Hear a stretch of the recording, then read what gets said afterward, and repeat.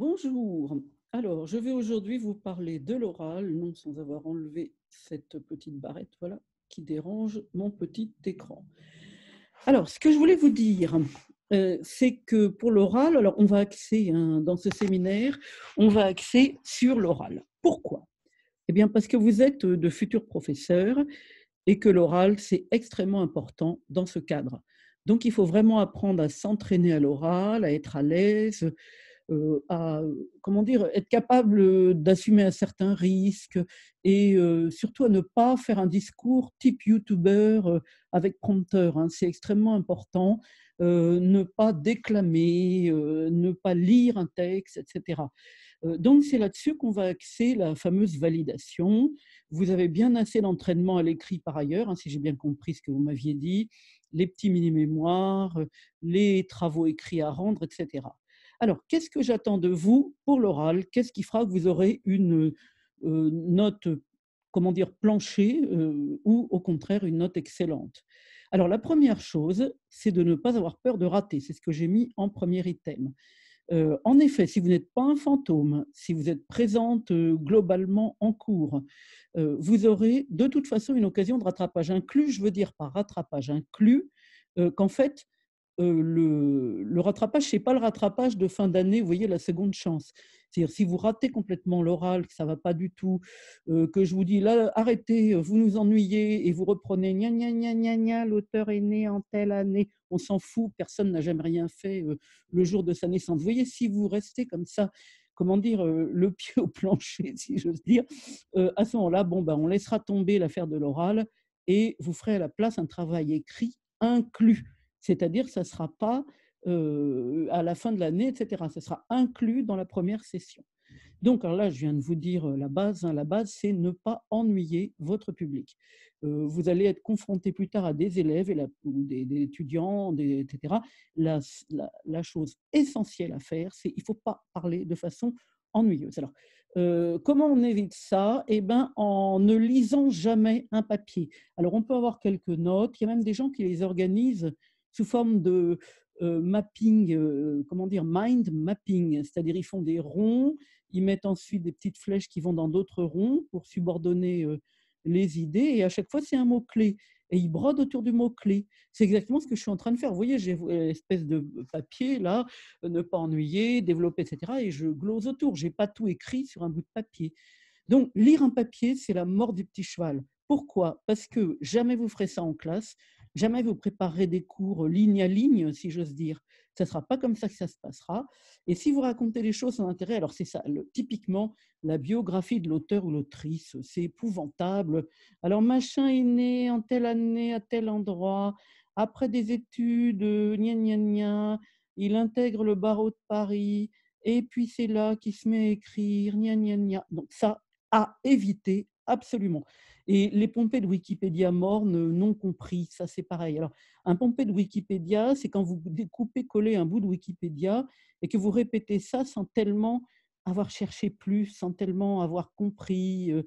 C'est pas ce qu'il faut faire. On s'en fiche de la, j'allais dire, on s'en fiche de la connaissance. Ça paraît un peu violent dit comme ça, mais c'est assez amusant comme formule. Je veux dire par là que la connaissance, vous y avez accès, mais tellement facilement.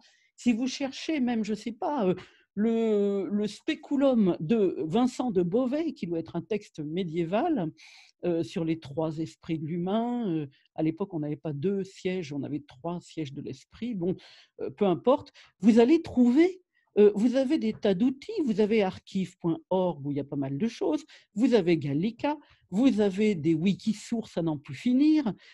Jusqu'ici, d'ailleurs, le bouquin que je vous ai donné à lire et sur lequel on débriefera au début du prochain cours, donc ce sera, du coup, vous avez compris, hein, le 9 octobre, on rattrapera le cours du 2, sans doute le 13 décembre, hein, on va prévoir ça, à moins qu'il y ait une autre date qui vous arrange, on verra ça. Bon, pour en revenir à mes oignons, donc ce que je veux dire, je ne sais plus ce que je disais, oui, c'est pas très grave, je ne sais plus où j'en suis, eh ben c'est pas grave, je reprends, on ne lit pas de papier, on raconte pas des choses sans intérêt, on n'ennuie pas son public, sinon, alors là, je serai implacable.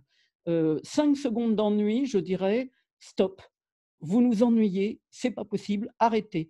Alors là, vous aurez l'occasion de lâcher votre papier, de reprendre et c'est en général génial. C'est à ce moment-là, vous dites: «Mais non, mais ce que je voulais dire, c'est» et vous le dites. Alors, il faut bien comprendre que le mode de l'oral et le mode de l'écrit sont complètement différents et donc une fois qu'on a compris ça, l'entraînement n'est pas très difficile et on est là pour s'entraîner, hein. Si vous voulez faire plusieurs euros parce que votre truc, le premier est pas top, on se débrouillera, hein. On fera des petites demi-heures supplémentaires de ci, de là, vous voyez, on a des solutions. Si vous êtes vraiment trop timide et que vous avez besoin d'un public restreint, on peut faire ça de façon un peu plus privée.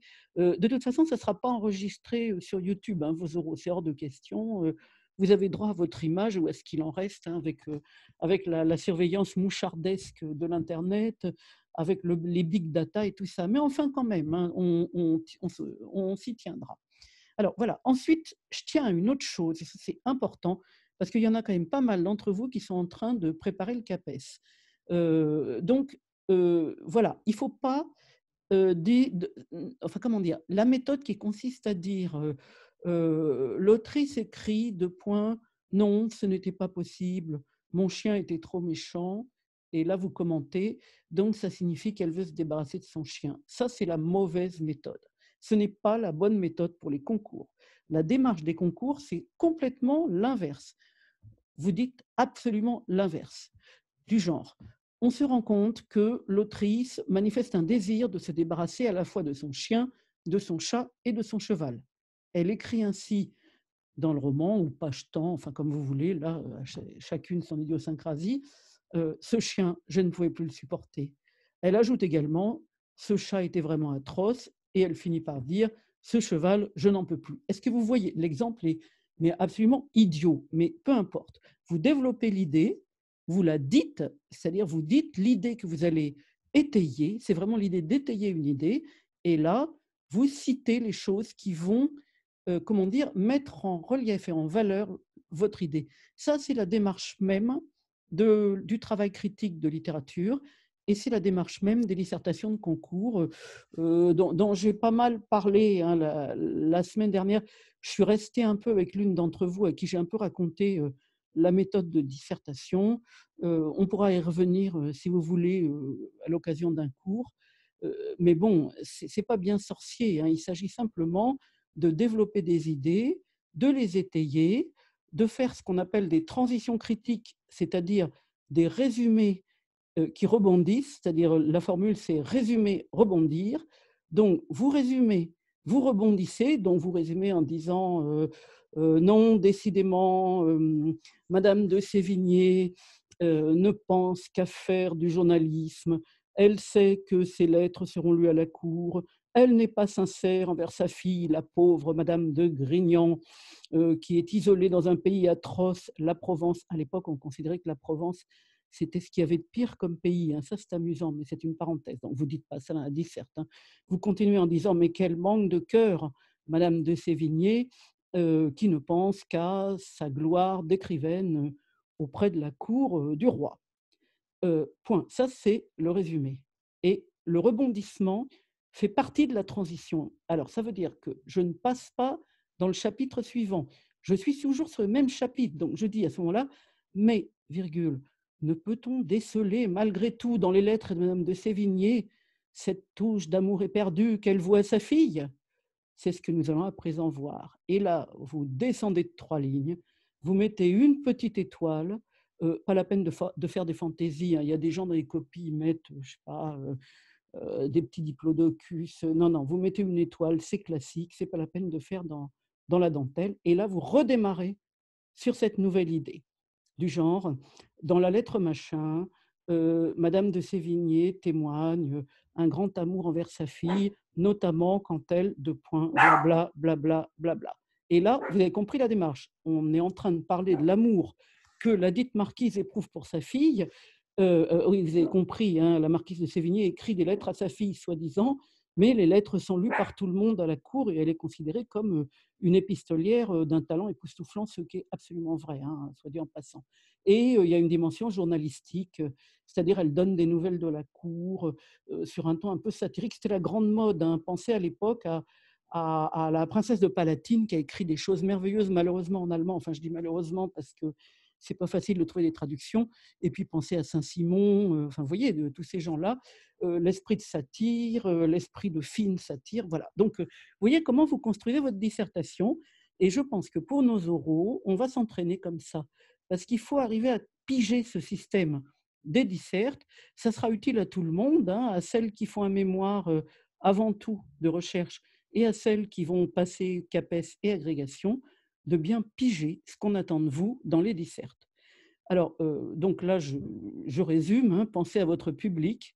Si vous sentez qu'il décroche, passez à autre chose, pas de sacro-saint papier. Alors, un exemple, dans le cours que je vous ai fait l'autre jour, j'étais en train de vous faire une introduction dont je me suis rendu compte, en la faisant, qu'elle était vraiment très longue et un peu ennuyeuse. J'ai senti que mon public décrochait et de fait, j'avais encore, je ne sais pas, 4-5 pages d'introduction. Je me suis dit: «Ben, tant pis, c'est pas parce que j'ai écrit ça de ma blanche main ou de ma blanche, machine à écrire sur un fichu papier, on s'en fiche. Je mets de côté, ça sert à rien. Si personne n'écoute et si ça n'intéresse personne, j'y reviendrai par un autre moyen éventuellement ou pas, peu importe, il y aura peut-être d'autres trucs». Le groupe lui-même d'ailleurs crée le mouvement, hein. Si vous êtes sensible au mouvement du groupe, vous sentez que le groupe s'intéresse plutôt à ça et du coup, vous vous dites: «Chouette, dans le prochain cours, je vais développer ça et ça». C'est un peu ce que j'ai fait, hein. Quand j'ai vu que l'une d'entre vous travaillait sur les mythes, je me suis dit: «Ce serait intéressant, cette histoire de mythes et de folklore». Ça colle très bien avec la thématique, humain-animal, introduction, dans laquelle nous sommes. Après, il y aura les dinosaures. Pour l'instant, on en est à l'introduction générale. Donc, vous voyez, le sacro-saint papier, vous l'envoyez bouler. Il vous servira éventuellement à autre chose ou pas, peu importe. Tout ça n'est pas gravé dans le marbre. Et alors, je reviens sur des questions que vous m'avez posées sur la présence et participation. C'est simple. La présence, c'est la deuxième chose qui est essentielle, hein, pour disons la validation. Donc il y a l'oral et il y a la présence. Qu'est-ce qu'elle veut dire cette présence? J'ai mis présence participation parce que vous répondez, le chat et tout. Il faut que ce soit joyeux aussi, que le public participe. Vous voyez, ça fait ça va beaucoup mieux, ça vous permet d'être vive, active, proactive comme on dit maintenant, c'est-à-dire finalement d'assimiler pour vous ce qui est dit. Parce que vous n'avez pas tout à prendre comme si c'était l'étape de multiplication, vous avez bien compris. Vous assimilez ce qui vous intéresse, vous vous relancez sur les choses qui vous séduisent. C'est comme ça que vous allez construire votre propre vie intellectuelle, personnelle, et elle ne vous quittera jamais. Donc ça, c'est important. Alors, donc la présence participation consiste à ne pas être un fantôme. Alors, vous voyez très bien ce que c'est que les fantômes. Ce mot est employé de façon récurrente par les profs. Donc bon, je pense que vous voyez tout à fait ce que je veux dire et que du coup, bon, ben, ne pas être un fantôme, ça veut dire effectivement, bon, ben, si on a comment dire? Une crise, une rage de dents et on n'est pas là, bon, ben, ça peut arriver, mais enfin d'être dans une espèce de suivi à peu près régulier et ça se sent.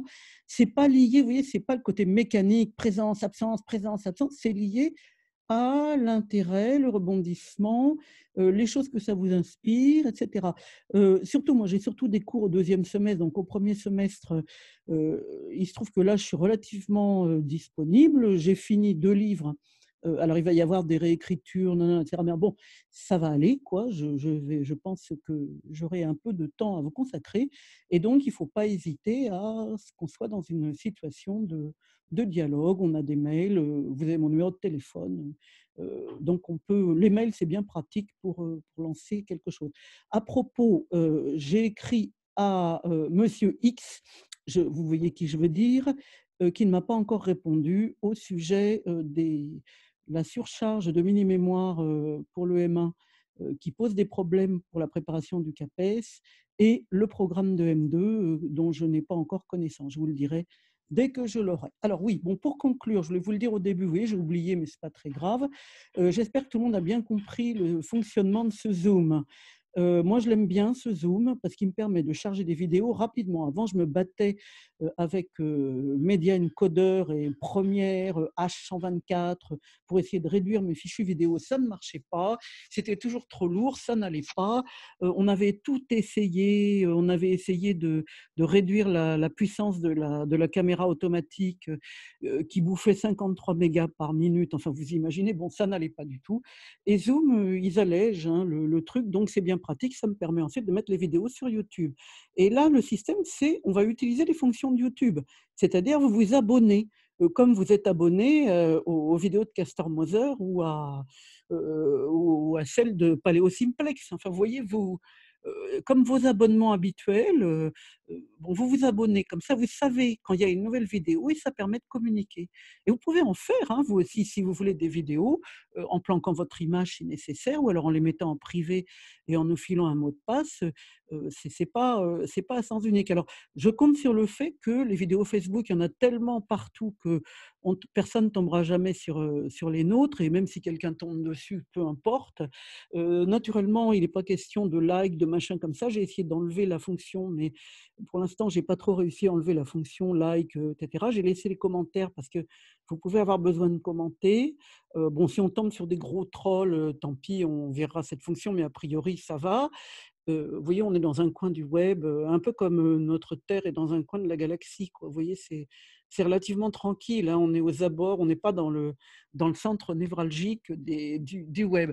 Donc le système, ça vous permet d'avoir des nouvelles, de regarder les vidéos quand ça vous chante, y compris, sur téléphone, ça marche, hein, quand il y a le wifi, bien sûr et du coup, vous pouvez comme ça, on peut avoir des bon, voilà. Donc je vous ai fait cette petite vidéo uniquement pour un peu remplacer ce cours que pour l'instant, je ne peux pas faire faute d'internet et qui sera reporté, on verra comment. Voilà, ben, bonne fin de dimanche et voilà, j'arrête là.